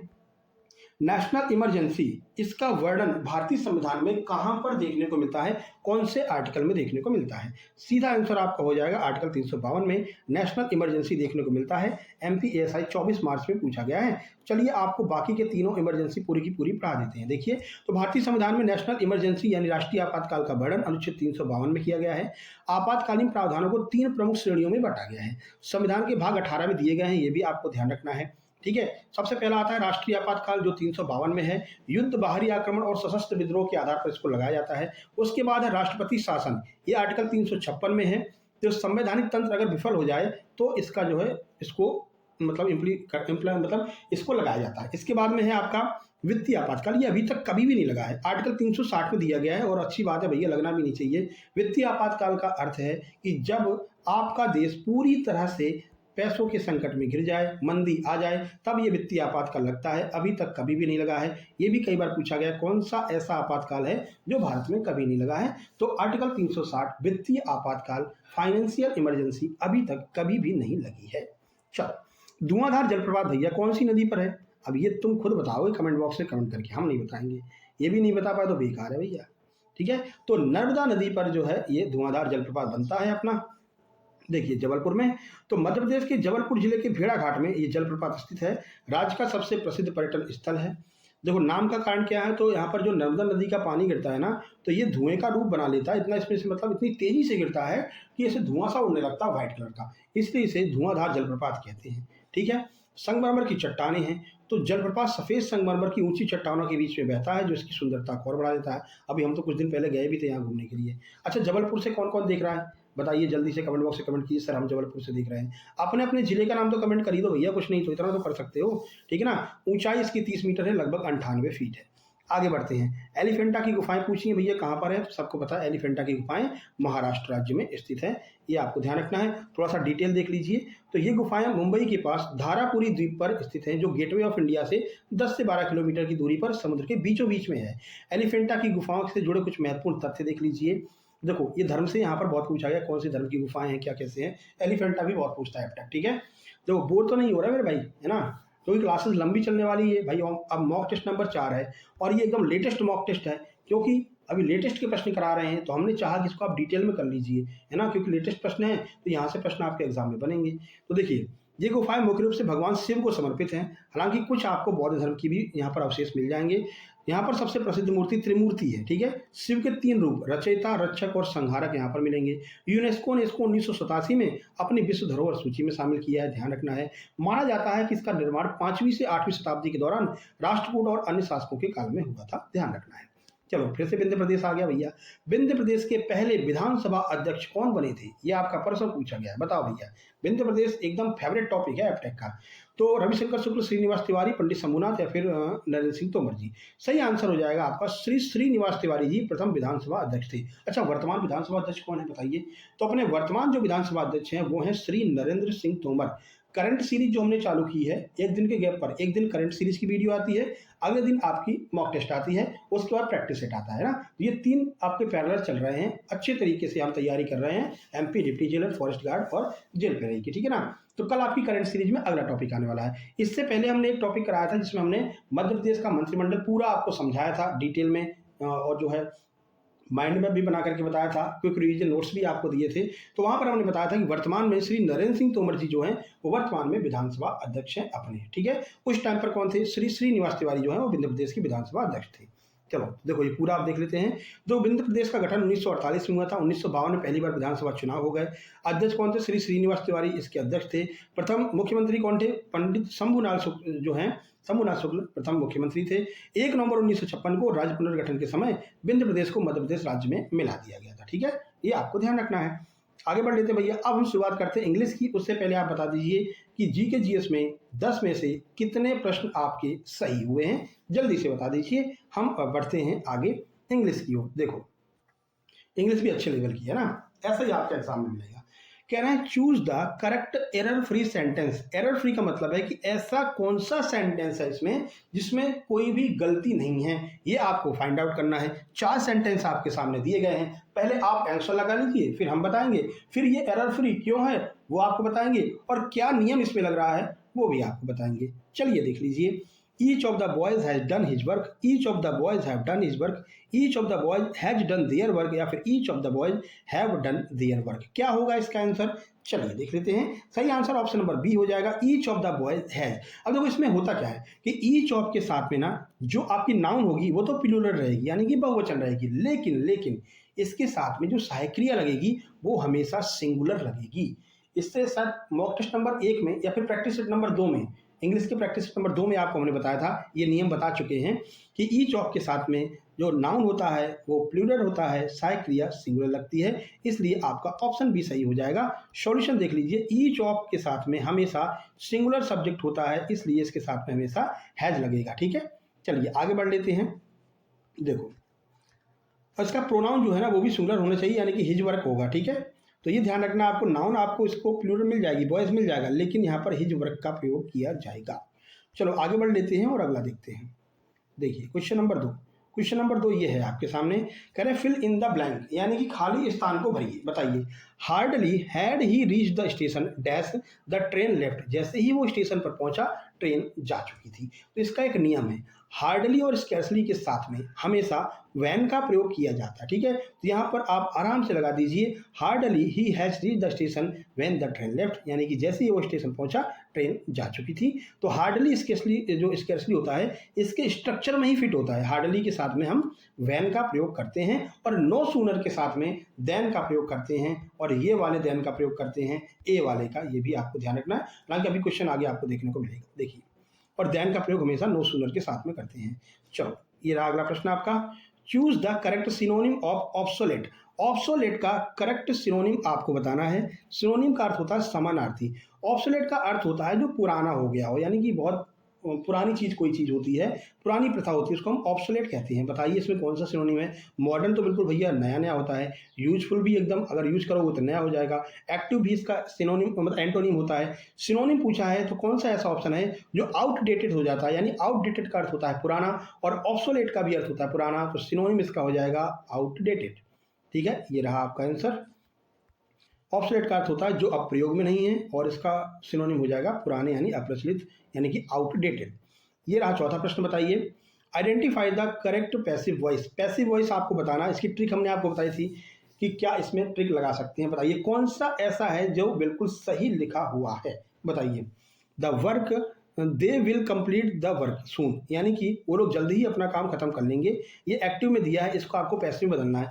हमने आपसे कहा था भाई जहां पर भी विल आ जाए तो विल के साथ में हमको हमेशा ढूंढना होगा कि कहां पर बी लगा हुआ है। ठीक है, तो वी का जो विल है, विल का जो पैसिव बनेगा वो अपने साथ में हमेशा बी को लेकर के आता है। यहाँ पर इज है गलत हो जाएगा, वाज है गलत हो जाएगा, हैज बीन है गलत हो जाएगा, विल के साथ में भी ऑप्शन नंबर ए में दिया है, तो ऑप्शन नंबर ए ही हमारा सही आंसर हो जाएगा। ये रहा सॉल्यूशन, आराम से आप देख लेना।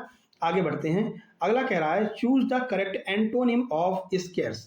स्केर्स का एंटोनिम आपको बताना है, यानी कि इसमें इसका जो एंटोनिम है वो कौन सा हो जाएगा। बताइए, लो आंसर भी दिख गया। ठीक है, तो इसका एंटोनिम बताना। तो स्केर्स क्या होता है? स्केर्स होता है किसी भी चीज की बहुलता, यानी आपके पास में वो चीज बहुत है। एंटोनिम क्या होगा? किसी भी चीज की कमी। तो रेयर होगा, लिमिटेड होगा, प्लेंटी होगा, फ्यू होगा। बताइए क्या होगा इसका? तो सही आंसर इसका हो जाएगा ऑप्शन नंबर सी, यानी कि प्लेंटी। किसी भी चीज की जो अधिकता होगी वो आपकी हो जाएगी। ठीक है, स्केयर का क्या अर्थ होता है? स्केयर का अर्थ होता है कोई भी चीज की कमी, किसी भी चीज की कमी है। इसका उल्टा क्या होगा? किसी भी चीज की अधिकता। और अधिकता क्या होता है? अधिकता माने प्लेंटी, यानी हमारे पास प्लेंटी ऑफ थिंग्स है, बहुत सारी चीजें रखी हुई है ना, तो प्लेंटी इसका सही हो जाएगा। ऑप्शन नंबर सी बिल्कुल सही हो जाएगा। चलिए आगे बढ़ लेते हैं। प्लेंटी का अर्थ होता है बहुतायत, यानी कि बहुत सारी चीजें। स्केयर का अर्थ होता है बहुत कम चीज। ठीक है, उल्टा पूछा गया था, तो स्केयर यानी कमी, प्लेंटी माने बहुत। आगे बढ़ो, आगे बढ़ो भैया। अगला प्रश्न नंबर 6 आपके सामने है, नो सूनर वाला। तो इसको तो आप बता ही सकते हो, नो सूनर के साथ में हमेशा देन लगता है, और वो कौन सा देन लगता है? ये ए वाला लगता है। कभी भी आपको ये वाला देन नहीं लगाना है, ये आपको एग्जाम का जब प्रेशर रहेगा ना तो यही दिखेगा। ठीक है, ध्यान रखना, ये नहीं लगाना, देन लगाना, TH वाला। No sooner did he arrive than it start raining, जैसे ही वो वहां पर पहुंचा वैसे ही पानी बरसना चालू हो गया था, तो देन लगेगा। चलो 7 number, choose the correct indirect speech. Indirect speech आपको बताना है, इसमें से कौन सा इनडायरेक्ट स्पीच सही है। बताइए, डायरेक्ट स्पीच दिया है, I have finished my work, मैंने अपने काम को खत्म कर लिया। देखो डायरेक्ट का मतलब होता है कोई भी चीज़ आप बिल्कुल सीधे सीधे कह दो, मुंह पर कह दो भैया ये बात है, ठीक है। अब इनडायरेक्ट का क्या अर्थ होता है, किसी भी चीज़ को घुमा फिरा करके कहना, डायरेक्ट नहीं कहना है, घुमा फिरा कर कहना है। तो क्या होगा इसका आंसर, ये आप लोग बता दीजिए। तो ध्यान रखना हैव जो है ना वो हमेशा हैड में चेंज होता है और ईडी लग जाएगी। ऑप्शन बी आपका हो जाएगा she said that she had finished her work, ठीक है। यहाँ पर ही हमने आपको नियम बता दिया है। प्रेजेंट परफेक्ट का जो इनडायरेक्ट बनता है वो हमेशा पास्ट परफेक्ट बनता है, तो जो हैव फिनिश्ड है वो चेंज हो जाएगा हैड फिनिश्ड में। आगे बढ़ते हैं अगला। अब देखो प्रयास करेंगे कि एक जो है ना वीडियो आपकी बनाएंगे जिसमें हम माइंड मैप के द्वारा आपका टेंस वगैरह कवर करवा देंगे, है ना। क्योंकि टेंस अगर आपका कवर हो गया तो ये मान के चलिए कि आप आधी इंग्लिश कंप्लीट कर लेंगे। जो भी आपका जो है ये आता है चेंज करने के लिए वो आप यहाँ पर कर सकते हैं। अगला, fill in the blank. He is one of the best player who ever played, यानी कि ये एक ऐसा खिलाड़ी है जो हमेशा से अच्छा खेलता रहता है, यानी इन सब में ये सबसे अच्छा खिलाड़ी है। बताइए क्या लगेगा, हैज, हैव, हैड या फिर हैविंग, क्या लगेगा। आइए आंसर देखते हैं। ऑप्शन नंबर बी सही है, यहाँ पर हैव का प्रयोग किया जाएगा। ही is one of the best players who have ever played, ठीक है। तो ये जो हु होता है ना वो अपने नज़दीक के अकॉर्डिंग चलता है, उसके नज़दीक में कौन सी नाउन है, वहाँ पर कौन सी नाउन उपस्थित है, तो इसके नज़दीक में कौन सी नाउन है, ये बहुवचन है, प्लूरल है, इसलिए ये क्या करेगा अपने साथ में प्लूरल सहायक क्रिया को भी लेगा। प्लूरल कौन सी हो जाएगी, हैव हो जाएगी। ऑप्शन नंबर बी आपका सही आंसर हो जाएगा। ये रहा सॉल्यूशन। तो देखिए प्लेयर्स जो है वो प्लूरल है और वर्ब भी प्लूरल होगा, इसलिए हैव का यूज करेंगे। नंबर 9 देखते हैं, ये तो आप देखते ही कर लोगे। सी इज सफरिंग फीवर, डैश लगा हुआ है। आपने बहुत बार निबंध निबंध कह रहे हैं, एप्लीकेशन लिखा होगा, sir kindly request give me 4 days week, मतलब 4 days की छुट्टी दे दो हमको, क्यों, I am suffering from fever. तो आप बार बार बोलते रहें suffering from fever, suffering from fever. तो ध्यान रखना सफरिंग के साथ में बीमारी अगर कोई चीज़ हो रही है तो उसमें आप फ्रॉम का यूज करते हैं। ऑप्शन नंबर ए सही आंसर हो जाएगा, सी इज सफरिंग फ्रॉम फीवर, ठीक है। तो सफरिंग जो है ना वो हमेशा डिजीज़ के साथ में लगाई जाती है, किसी भी बीमारी के साथ में लगाई जाती है। चलो आप थोड़ा सा स्पीड कम कर रखी है हमने, है ना, जी के चीज़ बड़ा डीपली करवा दिया, इसलिए ये वीडियो बड़ी बन गई। कोई दिक्कत नहीं, आप लोग पूरा देख के जाना, ठीक है। चलो, choose the correct sentence. Correct sentence आपको चुनना है इसमें से। बताइए, he is senior than me, he is senior to me, he is senior from me. ध्यान रखना इसमें क्या होता है कि जो भी शब्द आई ओ आर पे अगर समाप्त हो रहा हो और कंपैरिजन कराया जा रहा हो तो हमेशा वहां पर टू का प्रयोग होता है, देन का प्रयोग नहीं होता है। नॉर्मली देन का प्रयोग करते हैं कंपैरिजन के लिए, लेकिन अगर आई ओ आर लगा हुआ है तो टू का प्रयोग होगा। इस हिसाब से he is senior to me, ये आपका आंसर हो जाएगा। 10 प्रश्न आपके इंग्लिश के समाप्त होते हैं। जल्दी से बताइए 10 में से आपके कितने प्रश्न इंग्लिश में सही हैं। आगे बढ़ लेते हैं अगले प्रश्न की ओर। चलो अब हिंदी पर चलते हैं। व्याकरण, साहित्य सब कुछ आपको मिलेगा इसमें। पहला प्रश्न है, निरंकुश शब्द में कौन सा उपसर्ग लगा हुआ है। उपसर्ग जानते ना, किसी भी शब्द के आगे लग करके उसका अर्थ परिवर्तन कर दें उसको हम उपसर्ग कहते हैं, पीछे लगकर अर्थ परिवर्तन कर दें उसे प्रत्यय कहते हैं। अब निरंकुश में कौन सा उपसर्ग है ये आपको बताना है। निर है, कुश है, अन है, नी है। बताइए कौन सा उपसर्ग लगा हुआ है। आंसर लगा लिया आपने। चलो आइए देखते हैं। निर उपसर्ग लगा हुआ है, निर प्लस अंकुश, निर प्लस अंकुश बराबर निरंकुश हो जाएगा। यहाँ पर निर उपसर्ग है जिसका अर्थ होता है बिना या फिर रहित, यानी कि जिस पर कोई लगाम ना लगा सके, कोई अंकुश ना लगा सके, उसे हम निरंकुश कहते हैं। चलिए प्रश्न नंबर 2 आपके सामने है। निम्नलिखित में से कौन सा बहुब्रीही समास का उदाहरण है। बहुब्रीही का अर्थ क्या होता है, जब भी आप समास को तोड़ो तो उसका एक तीसरा अर्थ निकल करके आता है। जैसे दशानन, दस है आनंद जिसके, अर्थात रावण, ठीक है। तो किसी का नाम निकल के आए तो वो बहुब्रीही होता है। बताइए कौन सा होगा। नील लो दशानन तो दिया ही हुआ है, ऑप्शन बी ही हो जाएगा, दशानन ही आपका आंसर हो जाएगा, ठीक है। इसी तरह लंबोदर दे सकते हैं, लंबा है उदर जिनका, अर्थात भगवान श्री गणेश। पीताम्बर, पीला है अंबर जिनका, अर्थात भगवान विष्णु। तो तीसरा अर्थ निकल के आता है तो वहां पर बहुब्रीही होता है। ये रहा इसका पूरा सॉल्यूशन, आप देख सकते हैं। और हम बढ़ते हैं आगे क्योंकि ये प्रश्न बहुत महत्वपूर्ण है। साहित्य के प्रश्न ऐसे भी आपके एग्जाम में आ सकते हैं। क्या है देखिए, रामचरितमानस के संदर्भ में निम्न कथनों पर विचार कीजिए, कौन सा कथन सही है। पहला, ये अवधी भाषा में रचा गया है, बिल्कुल सही बात है, अवधी भाषा में इसको लिखा गया है। इसमें भक्ति रस की प्रधानता है, ये भी बिल्कुल सही बात है। भक्ति आपको देखने को मिलती है रामचरितमानस में, इसका पाठ घर घर पे होता है। इसमें राम को मर्यादा पुरुषोत्तम के रूप में दर्शाया गया है, ये भी बिल्कुल सही बात है। ऑप्शन आपको इस तरह से मिलेंगे, 1 और 2 सही है, केवल 2 और 3 सही है, 1 और 3 सही है, या फिर सारे सही हैं, 1 2 3 सही हैं। फिलहाल इसका आंसर ऑप्शन नंबर डी हो जाएगा। ये जितने भी कथन लिखे हुए हैं ये सारे के सारे कथन सही हैं। इस तरह के आप कीजिएगा प्रश्न आपको एमपीएसआई में देखने को मिले थे इस बार, ठीक है। तो हो सकता है एमपी डिप्टी जेलर के एग्जाम में इस तरह के प्रश्न आपको मिल जाए, है ना। बाकी ये सारी चीज़ें वही लिखी हुई जो अभी हमने आपको बताया है। चलिए आगे बढ़ते हैं।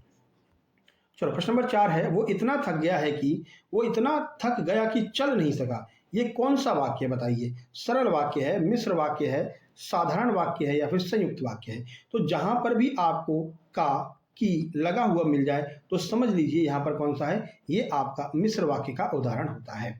देखिए यहाँ पर एक मुख्य वाक्य होता है, एक आश्रित उपवाक्य होता है और की से जुड़े होते हैं, की का इससे जुड़े होते हैं, का की के जहां पर मिल जाए समझ लेना वहां पर मिश्र वाक्य होगा। अगला प्रश्न है, दुर्लभ का शब्द का जो विलोम है वो क्या होगा? दुर्लभ का होता है जो बहुत मुश्किल से मिल सके, और विलोम पूछा जा रहा है यानी कि जो हमेशा अवेलेबल रहे, कभी भी आपको मिल जाए, बताइए वो क्या होगा? कठिन, सहज, सुलभ, विशेष। तो जो कैसे भी मिल जाए, आराम से मिल जाए, उसको हम क्या कहते हैं? सुलभ कहते हैं। तो दुर्लभ का उल्टा सुलभ हो जाएगा। ये रहा सॉल्यूशन। आगे 6 नंबर, निम्न में से कौन सा वाक्य कर्मवाच्य है? कर्मवाच्य की पहचान बताई थी, जहां पर भी आपको द्वारा लगा मिल जाए तो वहां पर कर्मवाच्य होता है, यानी कि पैसिव वॉइस आपसे पूछा गया है। पैसिव में क्या होता है भाई? वैसे इंग्लिश में देखेंगे तो बाई लगा रहता है और हिंदी में देखेंगे तो द्वारा लगा रहता है। 4 ऑप्शन में देख लीजिए किसमें द्वारा लगा हुआ है, वही आपका कर्मवाच्य हो जाएगा। तो पत्र राम के द्वारा लिखा गया, ऑप्शन नंबर सी आपका सही आंसर होगा। नंबर 7 देखिए, साहित्य का है अंधेर नगरी, इसके रचयिता कौन है? किसने अंधेर नगरी पुस्तक को लिखा है? प्रेमचंद, भारतेंदु हरिश्चंद्र, जयशंकर प्रसाद या फिर निराला? सही आंसर हो जाएगा भारतेंदु हरिश्चंद्र ने जो है इस पुस्तक को लिखा है अंधेर नगरी। ये रहा सॉल्यूशन, व्यंग्य शैली में लिखा गया है। नंबर 8, कनक कनकते 100 गुनी, मादकता अधिका, या खाए बोराय नर या पाए बोराय, कौन सा इसमें अलंकार है? जल्दी से बता दीजिए। 4 ऑप्शन, उपमा, यमक, अनुप्रास, रूपक। बताइए। तो इसकी ट्रिक बताई थी आपको, कनक कनक जैसे ही आ जाए वैसे ही आप कर लीजिए, यमक यमक ते 100 गुनी, है ना? तो कनक कनक यमक यमक, ये आपका थोड़ा सा कोरिलेट कर रहा है ना बोलने में, तो यहाँ पर आपका यमक अलंकार हो जाएगा। तो ध्यान रखना, ये उदाहरण बहुत पूछा जाता है। कनक हो गया, कनक कनक ते 100 गुनी, तो ध्यान रखना कनक कनक आ जाए यानी कि यमक यमक। ठीक है, तो यमक आपका आंसर ऑप्शन नंबर बी। आगे बढ़िए। अब देखो इसमें हो क्या रहा है, कनक शब्द 2 बार आया है लेकिन अर्थ अलग है। एक कनक का अर्थ है सोना, दूसरे का अर्थ है धतूरा, इसलिए यहाँ पर यमक अलंकार हो जाएगा। चलो, और एक वो होता है ना, पानी गए न उबरे मोती मानस शोल, ये भी बहुत पूछते हैं, तो वहां पर श्लेष अलंकार होता है क्योंकि पानी का चिपका हुआ अर्थ निकलता है। अगला, वह विद्यालय अवश्य जाएगा, इसमें अवश्य शब्द जो है ना वो कैसा अव्यय है? अव्यय पूछा गया है, संबंध बोधक है, क्रिया विशेषण है, समुच्चय है या फिर विस्मयादि बोधक है? तो आइए देख लेते हैं आंसर। सही हो जाएगा क्रिया विशेषण, क्योंकि ये क्रिया की विशेषता बता रहा है। भाई जाएगा तो, लेकिन कैसे जाएगा? अवश्य जाएगा, बिल्कुल जाएगा। क्रिया कौन सी हो रही? क्रिया हो रही है जाने की, अवश्य इसकी विशेषता बता रहा है, तो क्रिया विशेषण अव्यय यहाँ पर ये हो जाएगा। चलो आगे बढ़ लेते हैं। प्रश्न नंबर 10, जिसकी लाठी उसकी भैंस, ये किस प्रकार की कहावत है? बताइए। नैतिक कहावत है, व्यंग्यात्मक कहावत है, सामाजिक यथार्थ है या फिर दार्शनिक है? सही आंसर हो जाएगा, ये जो कहावत है वो सामाजिक यथार्थ की कहावत है। जिसकी लाठी उसकी भैंस, भैया जिसके पास में लाठी रहेगी उसकी भैंस हो जाएगी। जो जितना ताकतवर वो उतना पावरफुल, उतनी ज़्यादा उसकी धाक जमती है। ठीक है, तो ये आपकी सामाजिक यथार्थ की कहावत हो जाती है। तो ये आपके हिंदी के प्रश्न थे। बताइए हिंदी में आपके 10 में से कितने नंबर आए, साथ ही साथ में पूरे मॉक टेस्ट में 50 में से आपके कितने प्रश्न सही निकले हैं? जल्दी से कमेंट बॉक्स में कमेंट करना।